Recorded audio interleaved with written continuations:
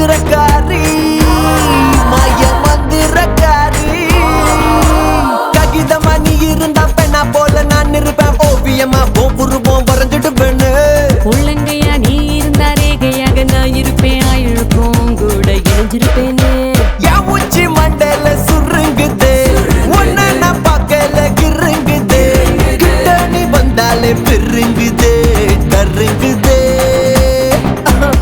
என் உச்சி மண்டல்ல சுருங்குது ஒன்ன நான் பார்க்கல கிருங்குது கிட்ட நீ வந்தாலே பெருங்குது டொருங்குது.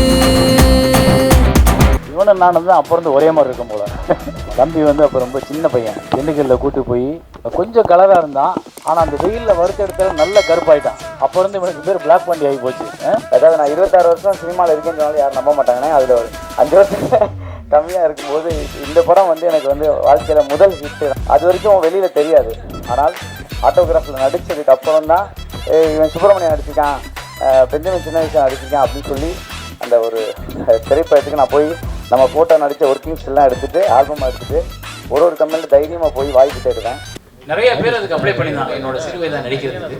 அதில் இவர் முகம் அன்னைக்கு எனக்கு அவ்வளோ அழகாக மேட்ச் ஆச்சு. இன்னைக்கு சினிமாவுக்கு ஒருக்கு சம்மந்தம் இல்லை, குடும்பத்தோட குழந்தைகளோட சந்தோஷமாக இருக்காரு. அன்னைக்கு நான் ப்ளஸ் 1 படிச்சுட்டு இருந்தேன். சின்ன வயசு சேர நடிக்கிறதுக்காக வாய்ப்புக்காக ஒரு பேப்பர் விளம்பரம் பார்த்துட்டு தான் நான் ஃபோட்டோ அனுப்பிச்சிருந்தேன். சும்மா யதார்த்தமாக அனுப்பிச்சிருந்தேன். ஃபோட்டோ பார்த்துட்டு என்னை வர சொல்லி ஃபோன் பண்ணிட்டாங்க. லெட்டரும் வந்துடுச்சு. ஆனால் எங்கள் வீட்டில் அனுப்பலை, பயந்துட்டாங்க எல்லாருமே. அப்போ சாரே ஃபோன் பண்ணி எங்கள் வீட்டுக்கு ஃபோன் பண்ணி பேசினார். அப்போது நம்பிக்கை இல்லாமல் ஒரு அசிஸ்டன்ட் இங்கேருந்து சேலத்துலேருந்து வெங்கட்டன் வீட்டுக்கே வந்து பயப்பட வேண்டாம், நீங்கள் தைரியமாக அனுப்பிச்சி விடுங்க, நாங்கள் பார்த்துக்குறோங்க அப்படின்னு சொல்லி தான் அனுப்பிச்சி விட்டாங்க. எனக்கு எல்லாமே புதுசாக இருந்தது. ஆனால் என் கூட இருந்து அப்பாவா எல்லாவும் இருந்து என்னை கூப்பிட்டு போயிட்டு பத்திரமா கூப்பிட்டு வந்து எங்கள் வீட்டுக்கு சேர்த்துனாரு. அப்போ அங்கே நான் எதுவுமே தெரியாமல் போனப்போ எல்லா இங்கே இருந்தவங்க என் கூட ஒர்க் பண்ணவங்க எல்லாருமே எனக்கு சின்ன சின்ன விஷயத்த கற்றுக் கொடுத்து அடிவாய் கூட நடிச்சிருக்குங்க. எனக்கு அழ தெரியாது, திடீர்னு அழுவா எனக்கு அழ தெரியல. சார் வந்து திட்டி பார்த்துட்டாரு, இன்னைக்கு என்னடா பண்ணுவேன், என்ன பண்ண நீ அழுவ அப்படின்னு சொல்லி கேட்டாரு. அப்போ சார் வந்து சரி உனக்கு அடிச்சாவது அழுக வருமானே, அப்போ கூட எனக்கு அழுக வரல.